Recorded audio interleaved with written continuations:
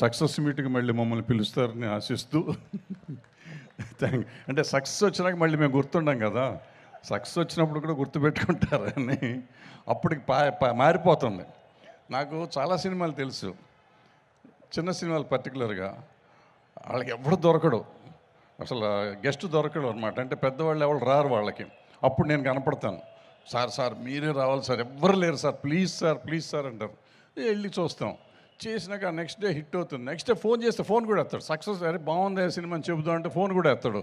అంటే దిల్ రాజు గారు అడ్వాన్స్ ఇచ్చారు సార్, మైత్రి మూవీస్ అడ్వాన్స్ ఇచ్చారు సార్, వాళ్ళ అసిస్టెంట్ చెప్తాడు, చాలా బిజీ సార్, మాట్లాడటానికి టైం లేదు సార్. వారి ఏమో నిన్నటిదాకా నా చుట్టూ తిరిగాడు కదయ్యా. సో ఇలా ఉంటుంది. సో నీకు కూడా అలాగే రావాలనుకుంటున్నాను. నన్ను ఫోన్ చేయక్కర్లేదు, నన్ను పిలవక్కర్లేదు, నీకు అంత సక్సెస్ వచ్చి నువ్వు కూడా అంత గొప్పవాడు అవ్వాలని కోరుకుంటూ థ్యాంక్ యూ వెరీ మచ్. నేను ఎక్కడుంటుంది, ఇక్కడే ఉంది, ఎదురుగుండానే ఉంది అమ్మాయి.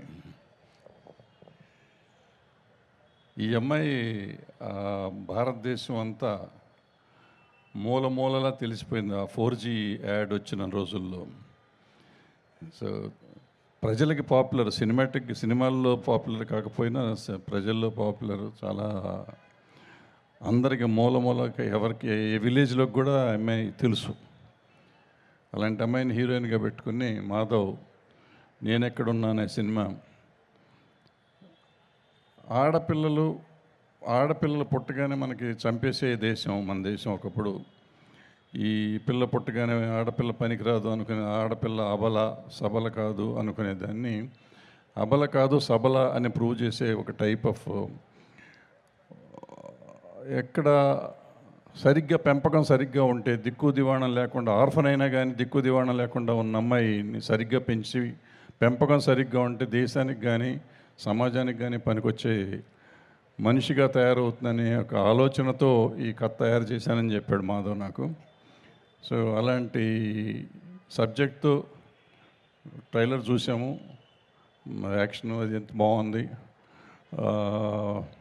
హీరో అతని మెమో చక్రవర్తి, వాళ్ళ నాన్న మిథున్ చక్రవర్తి ఫస్ట్ సినిమా మృగయ్య తెలుగులోనే చేశాడు ఆయన కూడా. ఇప్పుడు ఇతనికి మరి ఫస్ట్ కాదో నాకు తెలియదు కానీ తెలుగులో వస్తున్నాడు, ఇదే ఫస్ట్ అటెంప్ట్. సో వాళ్ళ నాన్నలాగానే ఈయన కూడా తెలుగులోనే ఎంట్రీతో వస్తున్నాడు కాబట్టి I wish him all the luck. ఇకపోతే టెక్నికల్గా బాగుంది. చూస్తుంటే ఈ ఆర్టిస్టులు లిస్టు చూస్తుంటే మాత్రం పేర్లు చెప్తుంటేనే భయం వేస్తుంది. ఇంతమంది ఆర్టిస్టులు ఉండి ఇంతమందిని హ్యాండిల్ చేశాడు ఈ సినిమాలో అంటే డెఫినెట్గా ఉండాలి.